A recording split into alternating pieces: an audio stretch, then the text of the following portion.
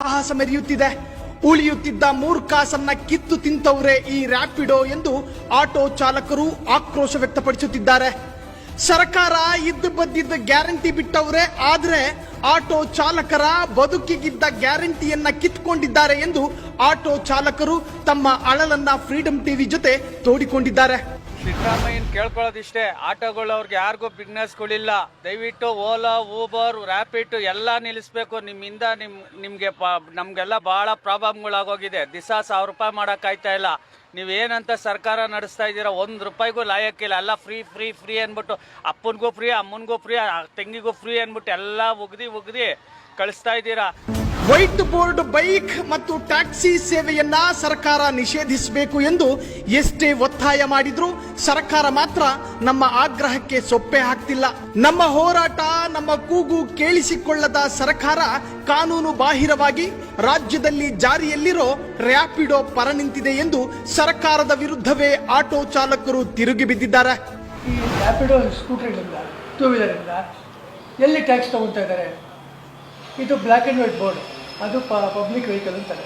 ಆ ಪಬ್ಲಿಕ್ ವೆಹಿಕಲಲ್ಲಿ ಏನು tax pay ಮಾಡ್ತೀರಾ, ಒನ್ಸ್ ಅದು time of purchasing of the vehicle ಅವರು ಟ್ಯಾಕ್ಸ್ ಕೊಟ್ಟರೆ ಮುಗಿದೋಯ್ತು, ಲೈಫ್ ಟ್ಯಾಕ್ಸ್ ಅಂತ. ಅವ್ರ ಸರ್ಕಾರಕ್ಕೆ ಏನು ಅದರಿಂದ ಆದಾಯ ಇಲ್ಲ, ಲಾಭನೇ ಇಲ್ಲ. ಬಟ್ ಅವರಿಗೆ ವ್ಯಾಪಾರ ಥರ ಮಾಡ್ಕೊಳ್ಳೋದು ಹೇಗೆ?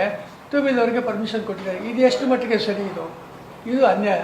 ಜೊತೆಗೇನೆಂದರೆ ನಮ್ಮ ಬೆಂಗಳೂರಿನಲ್ಲಿ ಇಡೀ ಟೌನ್ನಲ್ಲಿ ಒಂದು 2 ರಿಂದ 2.5 ಲಕ್ಷ ಆಟೋ ರಿಕ್ಷಾಗಳಿರೋದ್ರಿಂದ ಆಟೋ ರಿಕ್ಷಾಗಳು 2.5 ಲಕ್ಷ ಕುಟುಂಬಗಳಿಗೆ ಇವತ್ತಿನ ದಿವಸ ಜೀವನ ಮಾಡೋದು ಭಾಳ ಕಷ್ಟ ಆಗ್ತಾಯಿದೆ. ಅಂಥ ಬಡ ಚಾಲಕರು ಭಾಳ ಒದ್ದಾಡ್ತಾ ಇದ್ದಾರೆ. ಅಂಥ ಓನರ್ಗಳು ಕೂಡ ಅಷ್ಟೇ ಇವತ್ತಿನ ದಿವಸ ಬಿಸ್ನೆಸ್ ಇಂದ ಒದ್ದಾಡ್ತಾ ಇದ್ದಾರೆ. ರ್ಯಾಪಿಡೋ ಆಪ್ ಆಧಾರಿತ ಬೈಕ್ ಟ್ಯಾಕ್ಸಿ ಹೆಸರಿನಲ್ಲಿ ವೈಟ್ ಬೋರ್ಡ್ ಬೈಕ್ಗಳಲ್ಲಿ ಅತಿ ಕಡಿಮೆ ದರಕ್ಕೆ ಸೇವೆ ನೀಡಲಾಗುತ್ತಿದ್ದು ಕಾನೂನಿನಲ್ಲಿ ಇದಕ್ಕೆ ಅವಕಾಶವಿಲ್ಲ. ಹಾಗಿದ್ರೂ ಕೂಡ ಕಾನೂನು ಮಾತ್ರ ಇವರನ್ನ ಪ್ರಶ್ನೆ ಮಾಡ್ತಿಲ್ಲ.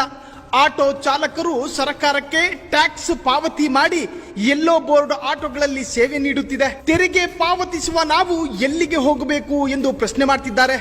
ಯಾವುದೇ ಕಾರಣಕ್ಕೂ ಕಾನೂನು ಬಾಹಿರ ಬೈಕ್ ಟ್ಯಾಕ್ಸಿ ಸೇವೆಗೆ ಸರ್ಕಾರ ಅವಕಾಶ ನೀಡಬಾರದು ಎಂಬುದು ಆಟೋ ಚಾಲಕರ ಮನವಿ. ರ್ಯಾಪಿಡೋ ಬೈಕ್ ಟ್ಯಾಕ್ಸಿ ಸೇವೆಗೆ ಸಾರಿಗೆ ಇಲಾಖೆ ಅವಕಾಶ ನೀಡಿಲ್ಲ.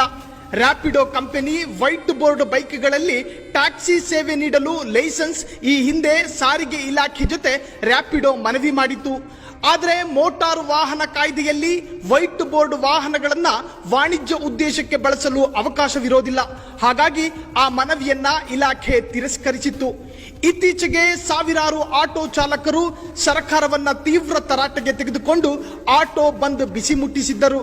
ಆಟೋ ಚಾಲಕರ ಮನವೊಲಿಸಲು ಸಚಿವ ರಾಮಲಿಂಗಾರೆಡ್ಡಿ ರ್ಯಾಪಿಡೋ ನಿಷೇಧ ಮಾಡೋ ಭರವಸೆ ನೀಡಿದ್ರು. ಆದ್ರೆ ಕೊಟ್ಟ ಭರವಸೆ ಈಡೇರಿಲ್ಲ ಅನ್ನೋದು ಚಾಲಕರ ಆಕ್ರೋಶಕ್ಕೆ ಕಾರಣವಾಗಿದೆ. ಆ ಪ್ರೊಟೆಸ್ಟ್ ಮಾಡಿದ ಸಂದರ್ಭದಲ್ಲಿ ರಾಮಲಿಂಗಾರೆಡ್ಡಿ ಅವರು ಮಾತು ಕೊಟ್ಟಿದ್ರು, ಈ ರ್ಯಾಪಿಡೋನ ತೆಗೆದಾಕ್ತೀವಿ ಅಂತ. ಐವಾಶ್ ಮಾಡಿ ಕಲಿಸಿದ್ದಾರೆ. ಇವತ್ತವರೆಗೂ ಅದ್ರ ಬಗ್ಗೆ ಯಾವುದೇ ಕ್ರಮ ಧರಿಸಿಲ್ಲ. ಎಲ್ಲಿ ನೋಡಿದ್ರು ಕೂಡ ರ್ಯಾಪಿಡೋ ಗಾಡಿ ಓಡಾಡ್ತಾ ಇದೆ. ಅದ್ರ ಬಗ್ಗೆ ನಿರ್ಭಯವಾಗಿ ಓಡಾಡ್ತಾ ಇರ್ತಾರೆ. ಸರ್ಕಾರಕ್ಕೆ 3 ಕಾಸು ಆದಾಯ ಇಲ್ಲ. ಬಟ್ ಸರ್ಕಾರಕ್ಕೆ ಆದಾಯ ಕೊಡ್ತಾ ಇರ್ತಕ್ಕಂಥ ಆಟೋ ರಿಕ್ಷಾಗಳಿಗೆ ಇಷ್ಟು ಅನ್ಯಾಯ ಮಾಡ್ತಾ ಇರೋದು ಅಕ್ಷಮ್ಯ ಅಪರಾಧ ಅಂತ ನಾನು ಈ ಸಂದರ್ಭದಲ್ಲಿ ಇಷ್ಟಪಡ್ತೀನಿ. ಒಟ್ಟಾರೆ ವರ್ಷಕ್ಕೆ ಸಾವಿರಾರು ರೂಪಾಯಿ ತೆರಿಗೆ ಕಟ್ಟಿ ಲಕ್ಷಾಂತರ ಬಂಡವಾಳ ಹಾಕಿ ಬಾಡಿಗೆ ಸಿಗದಿದ್ದರೆ ಜೀವನವನ್ನ ಹೇಗೆ ಉಳಿಸಿಕೊಳ್ಳೋಣ ಎನ್ನುತ್ತಿದ್ದಾರೆ ಬಡ ಆಟೋ ಚಾಲಕರು. ಇನ್ನಾದ್ರೂ ಸರ್ಕಾರ ಎಚ್ಚೆತ್ತು ಕಾನೂನು ಬಾಹಿರ